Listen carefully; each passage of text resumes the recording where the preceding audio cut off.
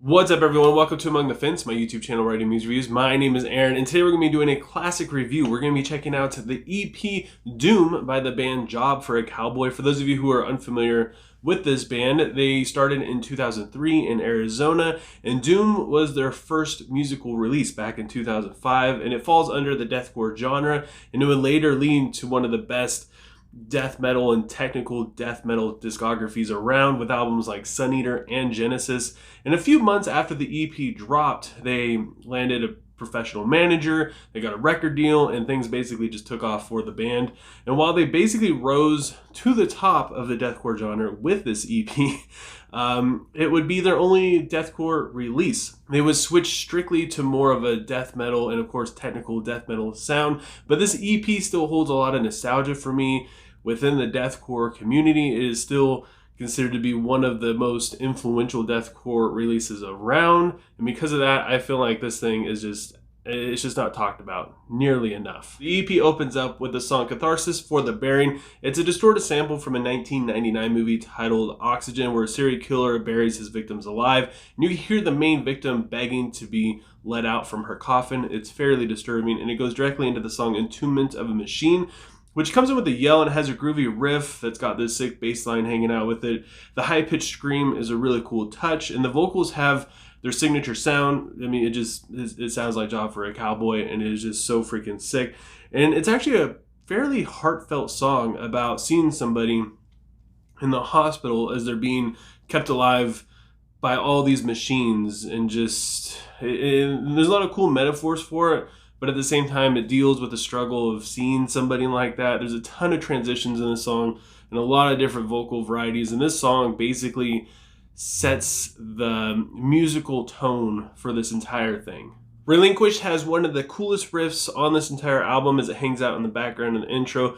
The pig squeals go absolutely hard on this thing as the pace picks up, and it builds into a mid-tempo groove. The main riff just keeps popping up everywhere throughout this song, in between some of the most wild passages.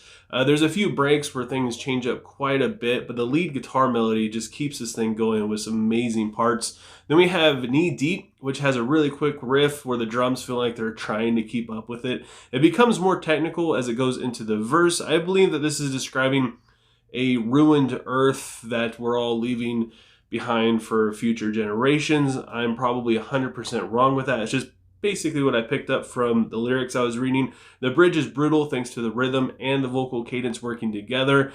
This is just like a whole, like the whole back half of this song is absolutely amazing to me. The first half, I mean, it takes a little bit for it to really get going, but once it settles in, it just becomes pure magic. The Rising Tide has a technical death metal vibe in the intro, while the verse is really gnarly with the lead guitar and the drums feeling like they're carrying most of the weight. The lyrics are pretty brutal, and the different snarling vocals just make it even more so.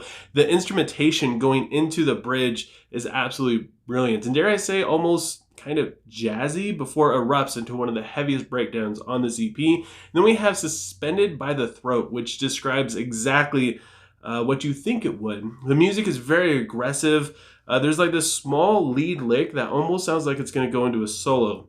In fact, I wish it would, because the tone for that guitar is just so freaking amazing. It sounds so good, and then when it pops up, I just want it to continue.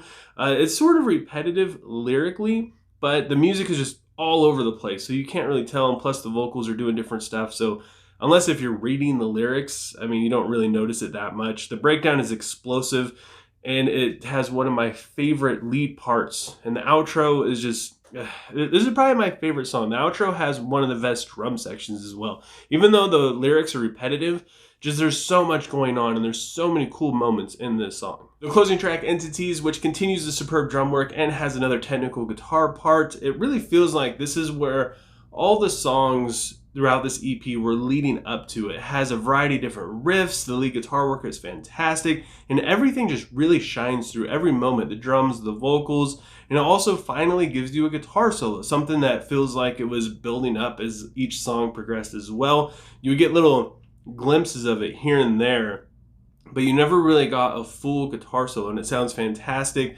It sounds like something that Within the Ruins would do many years after this, and it is a solid closing track where you feel like you get a lot of closure from just all the other sounds and just weirdness you've heard throughout this thing. This thing is super heavy and chaotic, especially for the time when it came out. It's just, the songwriting was genre defining.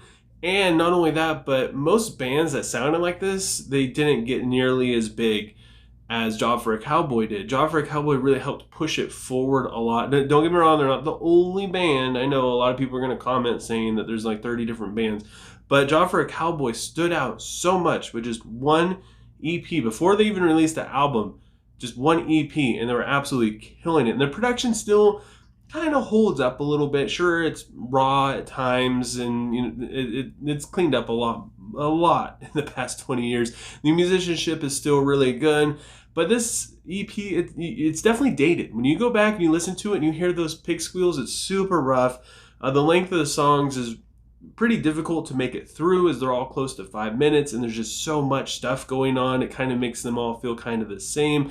And I'd say the deathcore has probably come the farthest in 20 years out of just about any type of core or even just death metal style genre.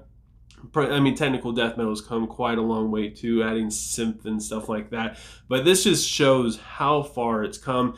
And also, I'm going to quit giving ratings on these because it's so hard for me to rate it because there's so much nostalgia involved. Things have changed so much. It's just a classic album, and I enjoy the hell out of it, even though it is still old. But I still want to know what you guys think. If you've never listened to Doom before, go back, give it a listen, and let me know what you think. Let me know what you think of the pig squeals and just how far deathcore has come since this thing came out in 2005. And if you enjoyed this review, don't forget to give it a like. If you want to help support me and my channel, please consider subscribing and ringing the bell icon. Doing all that stuff helps me out tremendously, especially with YouTube's crazy algorithm, which is just all over the place and really hard to please sometimes.